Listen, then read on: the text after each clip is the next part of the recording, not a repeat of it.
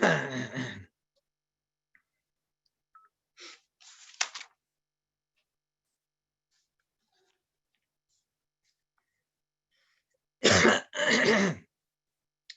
pasuk says, "Daber Moshe, Diber Moshe el Bnei Yisrael, kikoil asher tziva Hashem oisay alekim." Moshe Rabbeinu gave Musar the way HaKadosh Baruch Hu told him to give Musar. Zalman Sorotzkin, the great Jew that he was, in his Sefer as Nayim L'Torah, he asks the most pashut question. There's a clear redundancy over here in the Parsha. In the beginning of the Parsha, it starts out, Eila Devarim asher diber Moshe. We know these are the words that Moshe Rabbeinu is going to speak. At the end of the Parsha, at the end of this Psukim, Aleph, Perak Aleph, Pasuk Gimel says, Diber Moshe el Bnei Yisrael, k'koil asher tziva Hashem oisay aleihem. Obviously, there's a redundancy over here. Diber Moshe el Bnei Yisrael, twice. Vaydaber Moshe, Eila Devarim asher diber Moshe. There's a redundancy over here. And there's more than just a redundancy. It seems to be that something changed over here. Moshe Rabbeinu started out, and he was Eila Devarim asher diber Moshe. It seems to be that Moshe had something to say. And then afterward, Daber Moshe el Bnei Yisrael k'koil asher tziva Hashem oisay aleim. Now all of a sudden, Moshe Rabbeinu was mitzaveh what Hashem wanted him to say. In the beginning, Kivyachol, Moshe Rabbeinu had his own Musar. And then afterward, Moshe Rabbeinu gave the Musar, Asher Tziva Hashem Oisei. Ze Oimer Darsheni. Moshe Rabbeinu had his own Musar. And then afterward, Moshe Rabbeinu gave the Musar of HaKadosh Baruch Hu. It's redundant. There's Isafa, HaKadosh Baruch Hu's Musar. What's going on here? Fractor of Zalman Sorotzkin. Fractor of Zalman Sorotzkin, Moiridik Yisaid. Tremendous Yisaid, Rabbi Sai in Musar. Tremendous Yisaid. There's a Gemara, the famous Gemara in Ksuvis and Daf Kuf Hey Med Beis. The Gemara says, "Haitzurba me Rabbanan." If you have a Talmud Chacham, you have a Rav, and you see that people like him, the people in the city like him. He's a very popular speaker. Everybody likes this guy. Lav mishum de maili tzvei. Don't think there's something so special about this character.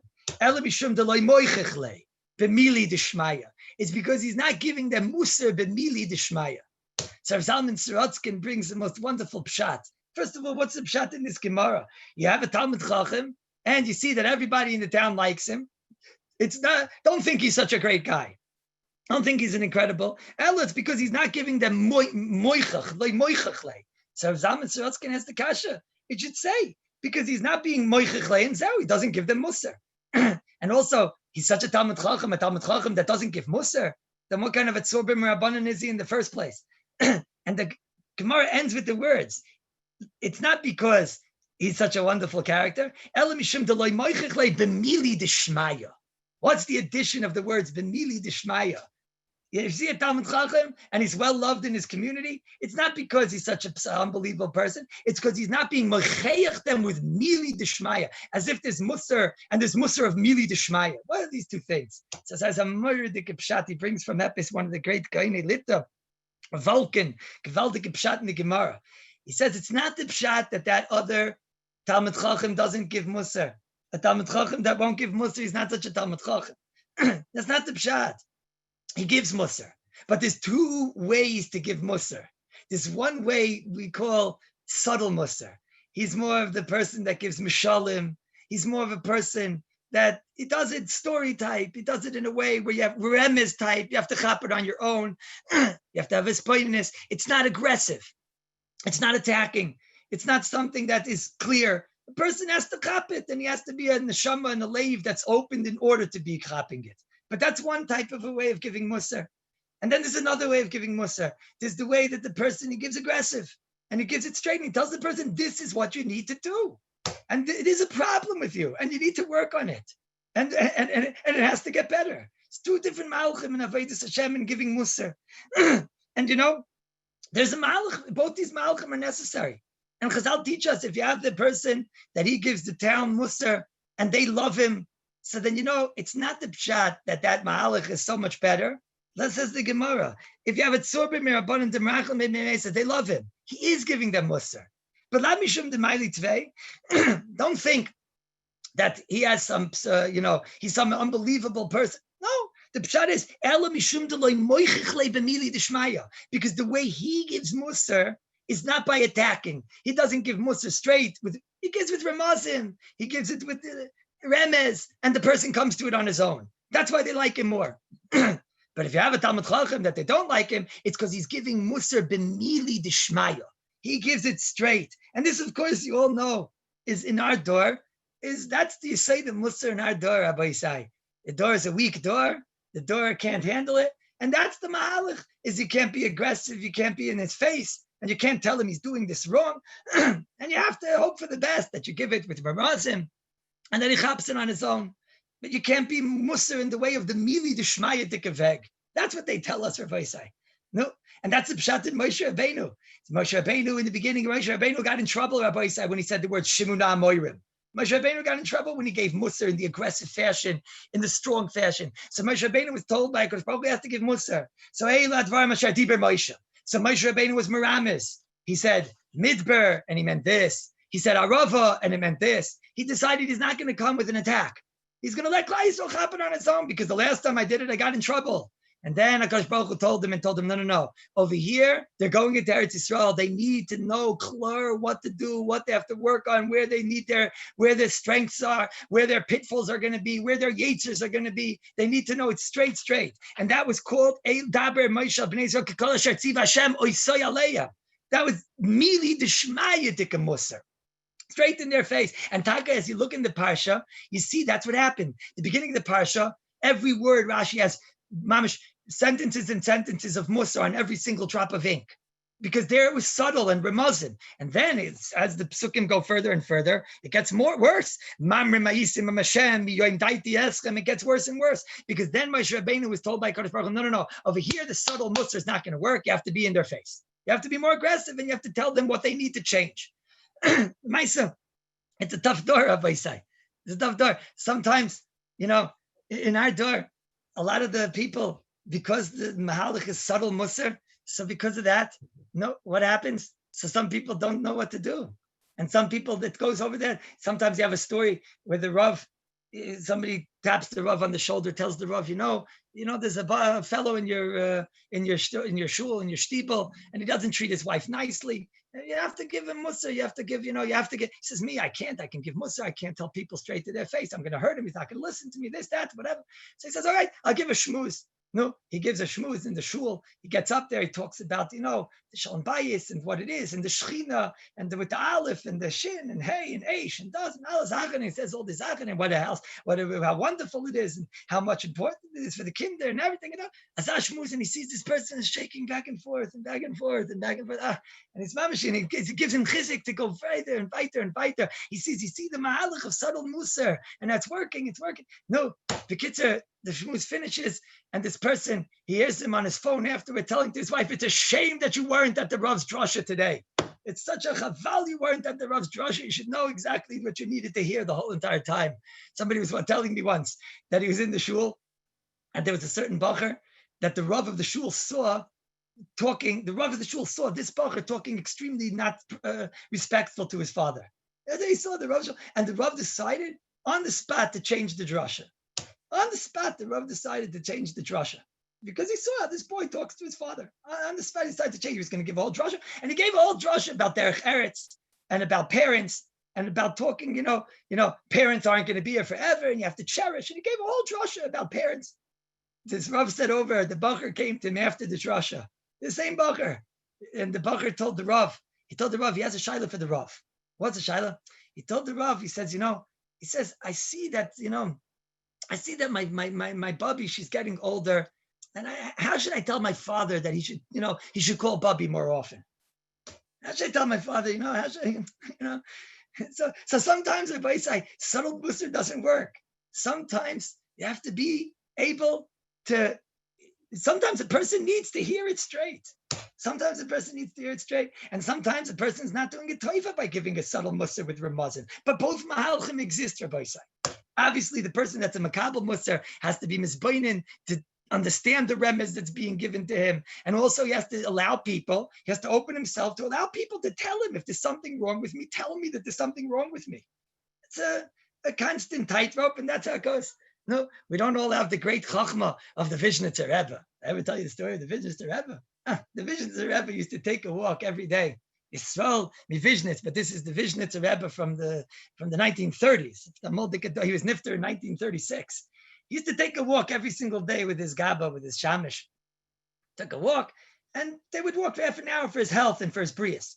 One day, the Rebbe started walking straight to the house of one of the great Gvirim in the town, a wealthy person in the town, who happened to be also not the biggest tzaddik and not the smallest maskil in the town, and certainly wasn't one of the Rebbe's chassidim. It certainly was nicht gewein of the vision of the chassidim, nicht gewein. So, the Rebbe, for some strange reason, was walking straight to this person's house. The Gabbai didn't understand. Maybe it was part of his shpatzir. And the Rebbe, very, very strange, went over to the door. Usually he asks the Gabbai to do it. The Rebbe went by himself and knocked on the door of this Gvir. And his early morning walk, the Gvir comes, he sees the Rebbe. The Gvir was a very, he had manners and was a very polite person. And he said, oh, it's a great respect that the Rebbe comes into my house. And the Rebbe went into his house. The Gabba had no idea what was going on. The Shamish, the Gabba, right? The Heusbacher. What's the Avis Yisrael doing? What is he doing? What's he doing, Bichlal? It's a strange Maisa. Strange Maisa. Kitzer, the Rebbe is sitting there in ganzen, schweigt in ganzen, still, doesn't say one word. Schweigen in ganzen, still. The Rebbe is just sitting there quiet. The wealthy person sitting there, he offers the Rebbe a drink. The Rebbe doesn't say a word, just sitting there quietly. The wealthy person motions to the Heisbacher, to the Gabba. What's going on over here? What does he want from me? The Gabba said, I also don't know what's going on over here. Whoever knows first, he'll tell the other guy. Kitza, the Vishnitz Rebbe, Yisrael, he sat there 30 minutes, not one word. After 30 minutes, he got up and he left. So the Rebbe went home, didn't talk to the Gabbai about it. That was it. Effective from the Rebbe, with the Shepherd Nishmat the Rebbe. So a few minutes later, they get a knock on the door. It's this wealthy person. He knocks on the door. He says, Rebbe, ich bet mechila. In my heim, I felt it's past nicht. I can't ask you what you're doing in my house if the Rebbe doesn't want to say. But now I ask you, why did the Rebbe come to my house? And why did the Rebbe schweig? And I still hate and didn't say a word. What does the Rebbe want from me? So the Rebbe said, listen, there's a Gemara. The Gemara says that kishem that you mekabel schar when you say a dover anishma, when you give musar, you get schar. Kach you mekabel schar for saying a dover shein anishma. You get schar for also saying a dover shein anishma. Was das a kunz? I have something I have to say to you, right? And I know you're not going to listen. So what's the kunz? That I should stay in my house in Rabbi Yisrael's ahaim and not say it, and you stay in your house and not hear it? That's not what Chazal were talking about. There's nothing shaykhis. I have no shaykhis you. So I went to your house. I have something to say to you, and I didn't say it. And kishem, now I was zeicha to get that mitzvah. She kishem, she mekabel schar to say a dover nishma. Kach, I was mekabel schar to say a dover shein, that I won't say a dover shein and nishma. So the wealthy person said to the Rebbe, and Rebbe, maybe I'll listen. Maybe Taka, maybe Ken Zain, I'll listen. No, you're never going to listen. There's no shaila. So I got my mitzvah. And the person starts saying, give me a chance. Maybe I'm going to be able to comply. Maybe I'll listen. Maybe Ken Zain, I'll listen. How do you know? No, you're not going to listen. And he pushed. And the Rebbe said, no, you should leave and you're not going to listen. And he said, Rebbe, please, tell me. I'm going to listen. Maybe I'm going to. So the Rebbe tells him, Bayin Zedu an Almana in Vishnitz, and she has a loan to the bank and she's not able to pay it, and the bank is foreclosing and they're taking away her house, and she's going to be a unahaim, and she's going to be with the Yisayim and Almon and das and whatever. So that's what I came to talk to you about. Says Rebbe, I don't own the bank. I don't own the bank. Ich arbeite for the bank. I'm the menayel of the bank. So what do you expect me to do? It's not my money. I'm not. You see, it's exactly what I told you. I told you you're not going to listen. Like Soive, like Sishma, you're not going to listen. Rebbe, what do you want from me? It's not my bank. I don't own the bank. I told you, and you see now, shame that I got schar, I still got my schar. Shame that I get schar for saying a davar nishma, I got schar for saying a davar shein nishma. I knew you wouldn't listen. Rebbe, he walked out of the house and he knew what he had to do. He knew what he had to do, and he took the money out of his pocket and he put it into the bank account, right? And so sometimes, if I say, You have to have great chachma how to give musar. But sometimes the bachrim in our door, Rabbi say, it's a tough door. It's a tough door. So then you have to, when that comes, then you have to go to the last madrega of giving musar to the bachrim in our door. Oh, subtle musar and all that. What are you going to do? So Rabbi said, let me tell you what one Rosh Yeshiva did. There was one group of bachrim that they went away for Shabbos. And it could be that it was an in Shabbos. And it could be that they weren't supposed to go.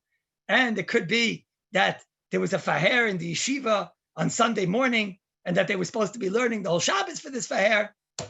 And it could be that they didn't. They rented a car. They went to Chles, like Avram Avinu to make Dalit Kanfas Haaretz. And Kitzer, Motzei Shabbos, they got back. Mamish, like, it was nicht gewesen Motzei Shabbos already. I feel for the Amshin even nicht gewesen. Already, Mamish. So now what are they going to do? They have to take a faher with the yeshiva. And the whole Shabbos, they were like Yehudim. And now, how are they going to take this faher? And they're so tired and they didn't study for that. They didn't learn the sugya that they're supposed to learn. And how are they going to take this faher? So they had a gewaldic idea. They took their hands, they got them all muddy and all dirty and schmutzig. And they come inside to the Rosh Yeshiva and they tell the Rosh Yeshiva, you're not going to believe what happened. Last night, Taka, it was in the middle of the night, and we heard out the window there was Nebuch, a person, and he was having sorrows with his car, and Kaniri got a terrible his tire banged into something and got Pasha Kimat exploded. It was a dreadful Maisa. And the four of us, Bachrim, we went outside, and we decided to a chesed for a Yid, Mistama, that is what the Rebbeinu Shalom wants. What's Torah without Derech Eretz and to help Noch a Yid. So we all got on our all fours, and we don't know from changing tires, and we worked the whole night to help this Yid and changing the tires. And look at us, Rebbe, Rosh Yeshiva with the dirt on their hands and the schmutz, and the Rosh Yeshiva sitting there, it's mine, a Talmidim, a Torah Bachrim to help Noch a Yid. So I said, Rosh Yeshiva, it's not a that we should take maybe the test, the faher. Maybe Taka, we could take the faher. Morgan, maybe tomorrow we could take the test. Morgan the free, first thing in the morning we'll take the faher. But just, it's too difficult now. We're tired. Never the Rabbi Yeshiva said, Zicher, what's the shaila? What's the shaila? It's a Torah with Derech Eretz. That's nachas to the yeshiva. What's the shaila? These Bachrim went back to the room and went to sleep. They studied for the Vaher, second Seder, night Seder. They came first thing in the morning. They said, Rashiva, we're ready to take the Vaher. The Rashiva said, okay, here's the Vaher. It said like this, okay? The Vaher was one line. It looks like an easy Vaher. It doesn't seem to be all the Rashis, all the Taisus. One line. The Vaher said, which tire got the flat? Front left, front right, back left, back right. Sometimes Rabbi say you have to give, and they were all put in different rooms. I'm sorry, I forgot that part. Sometimes you have to know how to give musar to everybody, Rabbi say. Kol Tuv Git Shabbos, Rabbi say.